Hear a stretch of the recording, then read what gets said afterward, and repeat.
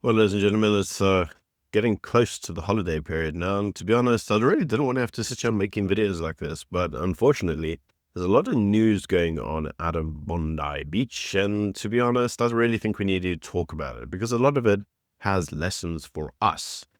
Now, before we start this, I actually want to show you a warning that was given to the West some time ago around the dangers of what's going to happen in the future. Have a watch. And let me say this in English so you can understand what I'm saying. I have translation. No, I know you have translation, but I just want to make sure you get it right. There will come a day that we will see far more radical extremists and terrorists coming out of Europe because of the lack of decision-making, trying to be politically correct, or assuming that they know the Middle East and they know Islam and they know the others far better than we do. And I'm sorry, but that's pure ignorance. Now, for you, ladies and gentlemen, you may watch the video and think to yourself, well, what is the relevance to South Africa? Well, I need to remind you that Pandor, remember Pandor, the Islamist Pandor? She had this to say. I said recently in America that we as Muslims, we are a peace-loving people, but we are permitted to engage in jihad when necessary. We must remember this. Palestinian people don't need to thank us for taking the action we did, because they supported us when we were struggling against apartheid. They trained our freedom fighters. They don't have to thank us. It is our obligation to stand with them in their time of trouble. Today, we cannot turn our back on the Palestinian people and all others who supported us. The fact that we enjoyed that solidarity means we have an obligation to give back to others, supporting them to fight injustice. In our faith, we believe that faith without activism, faith without value, faith without commitment means nothing. It is vital that we always affirm the fact that while we would want all our children, inshallah, to be hafiz and schooled fully in the Quran, if that learning does not translate into the embrace of social justice, we have failed in our teaching about children. Now, the reason that clip is interesting is because the last time I actually showed it on the channel, some dude told me it must be fake, it must be AI. But it's not. In fact, you can actually see that's Pandor's full speech. She says very clearly, jihad is a central pillar of what she believes. Now, it's very interesting to look at jihad because you need to actually see what the Islamists themselves tell you about jihadism. So why don't you have a watch? Have a watch. We're commanded to terrorize the disbelievers. And this is a religion, like I said. Commanded to terrorize the In the disbelievers? Quran says very clearly in the Arabic language, turhibuna. This means terrorize them. It's a command from Allah. And for your information, my dear Muslim brothers and sisters, terrorism, it is part and parcel of Islam. Terrorism is part of the deen of Islam, yes? Allah said in the ayah, وَعَدُّوا لَهُمْ مَا اسْتَطَعْتُم مِّن قُوَّةٍ وَمِنْ رِبَاطِ الْخَيْرِ تَرْهِبُونَ بِهِ عَدُوَّ اللَّهِ. To terrify the enemies of Allah, we should prepare ourselves. Al-i'dad al-jihad, prepare to go to jihad, is fard wa 'ayn on the Muslims, on the males like us here. That's why you should teach your son how to ride, how to shoot, because it's the sunnah of the Nabi Muhammad sallallahu alaihi wasallam, and it's fard on you as a father to teach him how to become a mujahid. It's not some new phenomenon to kill the enemies of Allah. And you may say to yourself, no, they're innocent. No kafir is innocent. Innocence, this, abriya, is only for the Muslims. So why is all this important? Well, it's important because a terrorist attack targeting a Hanukkah celebration on Bondi Beach in Sydney on the 14th of December this month occurred. Now, my prediction is we're going to see a lot more of this come 2026. So as we get into the new year, these type of events are no longer isolated and they are accelerating. What that actually means is that life in the West, regardless of to whom, all of our lives are changing dramatically in order to accept the newfound fact that Islamism is now a part of our nation state. Now, during that attack, 15 people were murdered, and that included a 10-year-old girl, 2 rabbis. And I must say, one of those rabbis were South African born. Why? Because a lot of South Africans moved to Australia, and 1 Holocaust survivor. Imagine surviving the Holocaust to be killed in Australia. More than 40 individuals were injured, and this included police officers. And this is widely regarded as the worst anti-Semitic attack in the diaspora on Jews in decades. Basically, a 2nd October 7th. Remember the October 7th that we were assured was all about a Palestinian state and was all to, free Palestine. Well, you can actually watch the Arabs' comments on that itself. Have a watch. One of the most common slogans I hear is, Israel denied statehood to the Palestinians. Let's look at the facts, not the myths. In 2000, at Camp David, President Bill Clinton brought Israeli Prime Minister at that time, Ehud Barak, and Palestinian leader Yasser Arafat together. What was offered? A Palestinian state on 96% of the West Bank, all of Gaza, and East Jerusalem as its capital. That's not Israeli propaganda. That's President Clinton himself speaking. He later said, I offered Arafat a Palestinian state. He turned it down flat. Clinton speaking after Camp David 2001. Think about that. The world was ready to see a Palestinian state born. Israel said yes. The Palestinians said no. And instead of peace, what followed? The second intifada, suicide bombings, bus explosions, cafes destroyed, over 1,000 Israelis murdered in cold blood. Then again, in 2008, Israeli Prime Minister Ehud Olmert offered Abbas an even more generous deal, including a land swap to account for settlements. Abbas walked away. So let's be crystal clear. It's not that Israel denied the Palestinians a state. It's that Palestinian leaders rejected statehood repeatedly because they refused to accept one simple truth: Israel's right to exist as a Jewish state. Every time an opportunity for peace has been on the table, an actual opportunity, the Palestinian leadership chose violence over statehood. And every time, ordinary Palestinians paid the price. So the myth says Israel denied them a state, but the fact is Palestinian leaders denied their own people a state because they couldn't say the words, we accept Israel. You don't know what these people are fighting for. Those who are kidnapping Bibas families were not doing this for freeing the land or having a state. You know what they were doing that for? For a religious duty that if you do this to Jews, you will be rewarded.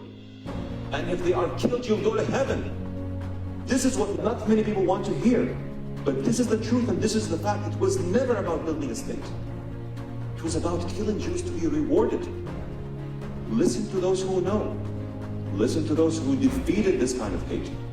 When I talk about this, of course, I will reiterate that again. It's not the Palestinian. It's Hamas. It's Hamas and the Islamic Jihad and the radicals. So many things also happened that made Israel retrieve its deterrence.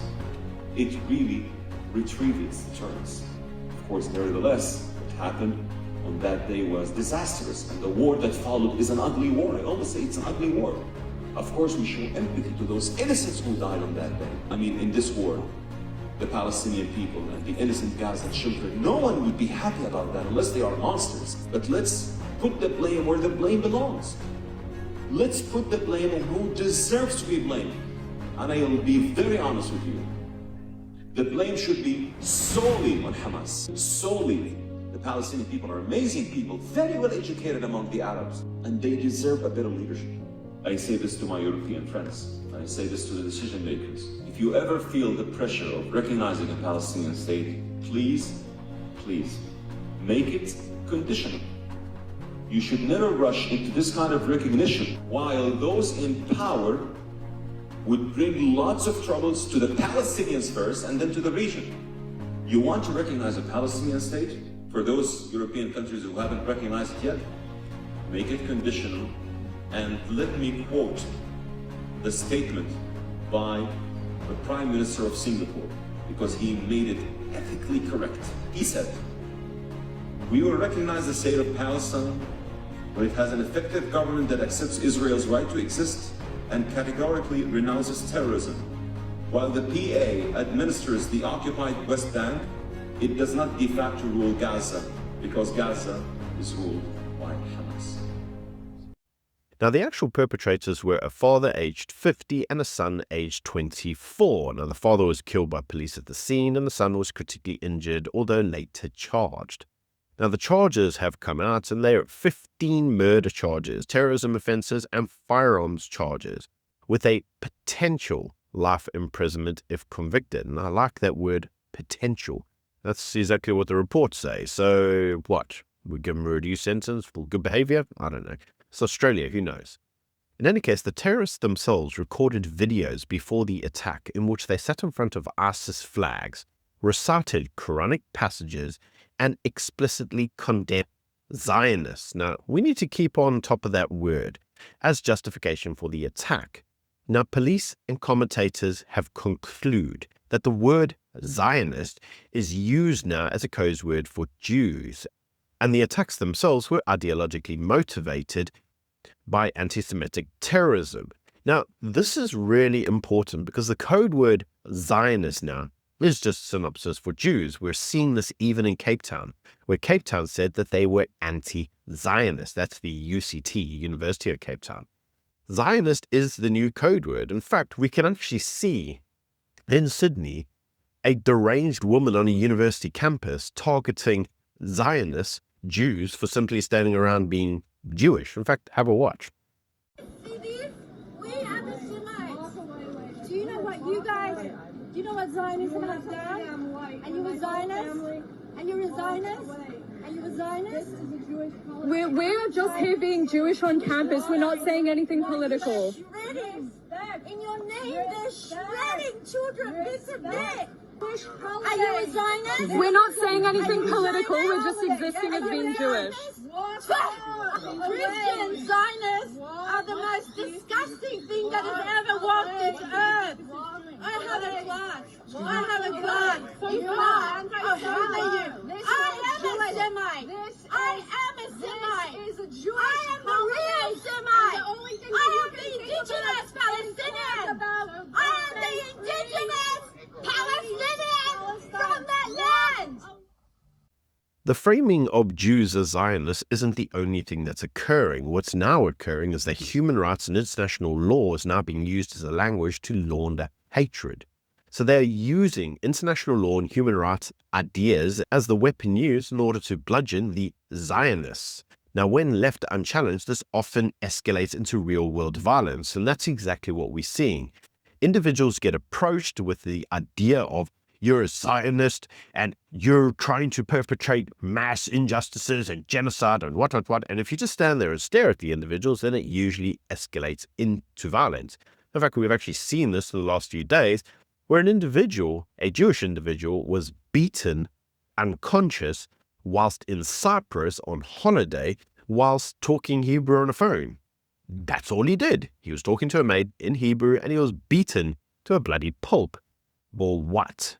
Now, the actual timelines in Australia were quite interesting to see, and it actually shows you that the Australian government, had it not been infected by the woke mind virus, where it said, well, we need to be politically correct, had ample opportunities in order to intervene. So in October 2025, terrorists filmed propaganda videos with ISIS flags and conducted firearms training in rural New South Wales.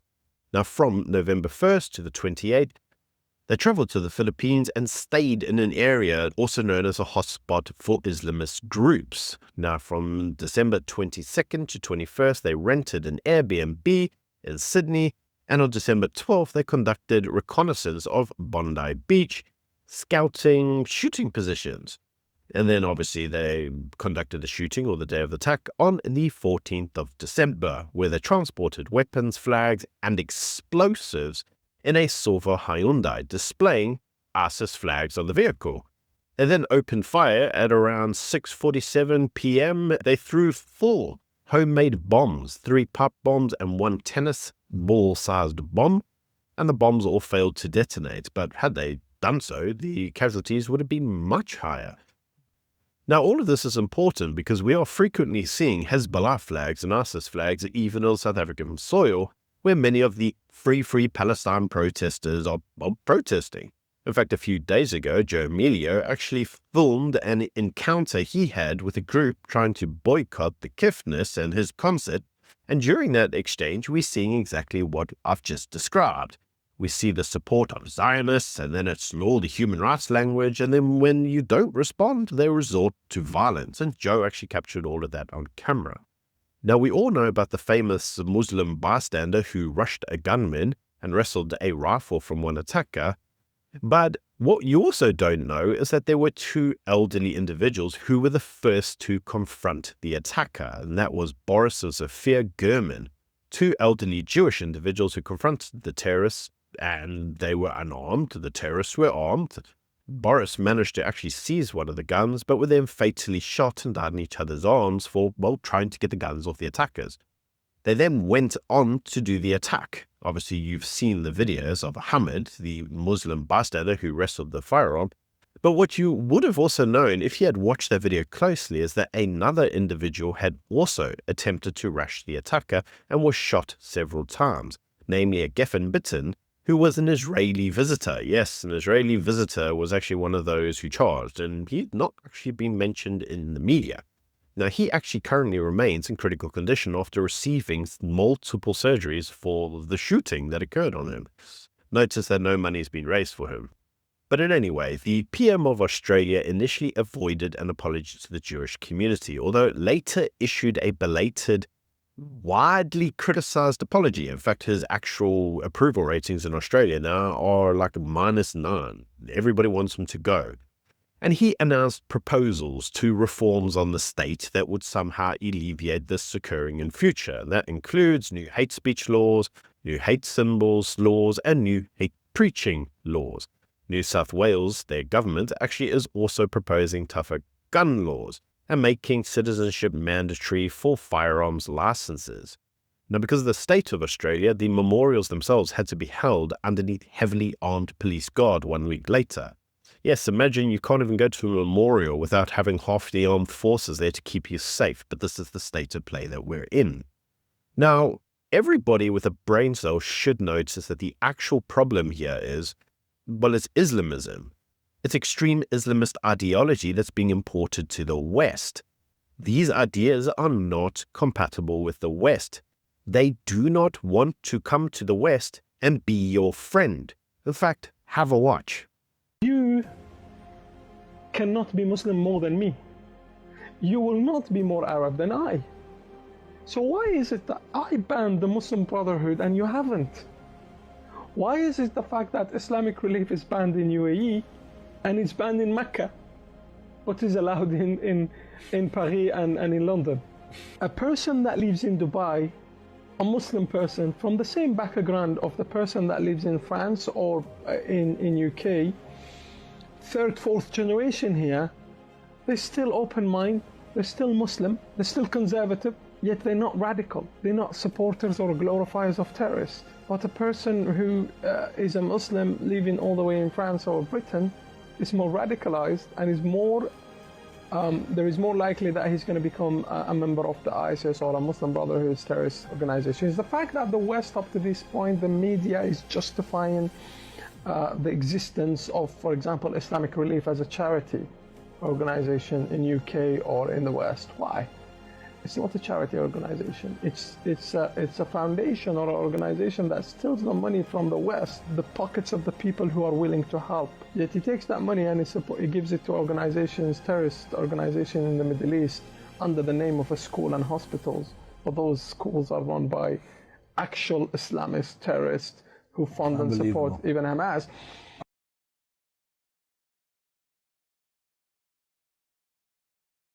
Now, in South Africa, the response to the actual attacks have been quite interesting.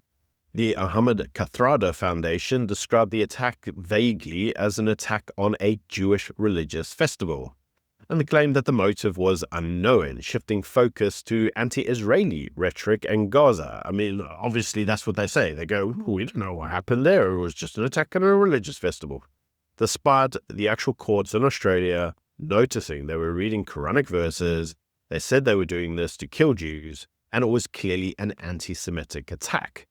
Now, you could look at this response as a form of moral evasion, but what we're really trying to see is a downplaying of anti-Semitism, because anti-Semitism is rife in Islam, and nobody really wants to acknowledge that. Now, the Desmond Tutu Foundation described it as a violent anti-Semitic attack. Okay, so Tutu gets it, but apparently the Ahmed Kathrada Foundation doesn't.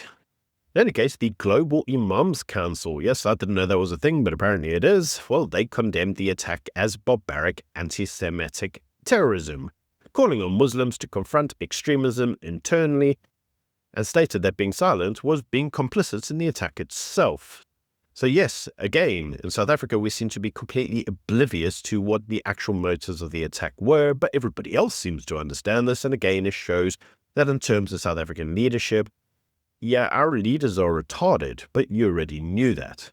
Now, there is a broader anti-Semitic climate in Australia, and we're seeing this quite a lot now, with Victoria continuing to fly the Palestinian flag after the massacre. Why Victoria flies a foreign flag, I'll never know. And Jewish residents are now reporting that they fear their identity actually being exposed in Victoria. They can't display themselves as being Jewish for fear of being shot, I suppose. Now, you can see that this has all been exemplified actually in the leadership in Australia, with the Labour Party president retweeting content slurring Jews, refusing to apologize for doing so when called out.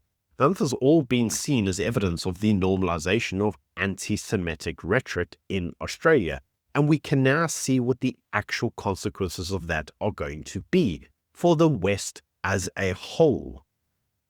Now, the former Chief Justice Robert French described the attack in Australia as a moment of surreal evil and called for a royal commission to investigate intelligence failures, radicalization pathways, and anti-Semitism as a unique societal threat.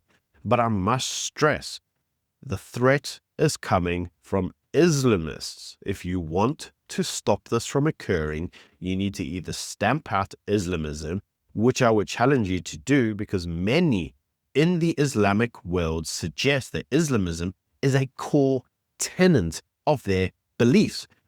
Now, everybody in government refuses to accept this as being true, apart from Senator Bridget McKenzie, who accused the government of scapegoating legal gun owners in Australia and instead called for a focus on Islamist extremism, deporting hate preachers, and cutting funding to radicalized institutions, because there is numerous scenarios now where funding is going to radicalized institutions from the taxpayer.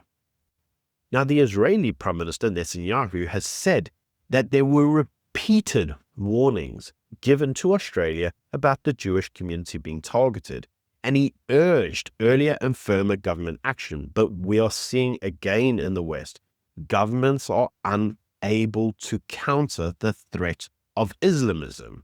And I say now to the Australian government, damn it, wake up. You don't need any more warnings. You've already received enough. Just imagine if you had on that beach, on that Hanukkah gathering, if you had several armed people, several armed guards, 10, 15, even 5, it would be over. That's what we've seen time and again in Israel, time and again.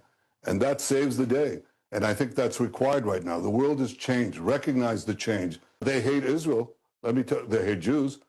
Let me tell you, they also hate Australia. Yeah. They burn our flag, but they'll burn your flag, and they'll burn you. Yeah. So understand that they're against our common civilization. So the central issue here is that anti-Zionism is not merely political criticism anymore. It is now a mass ideological hate movement used as a form of modern vehicle for anti-Semitism. And we need to understand this for the political discourse in South Africa, because in the political discourse in South Africa, wars against Zionism are becoming more frequent. And this is going to enable radicalization and will endanger communities in South Africa and globally. This form of extremist ideology must be confronted in order to prevent future massacres occurring here in South Africa and abroad. At least that's my opinions. Let me know what you think in the comment section below. And until next time, bye.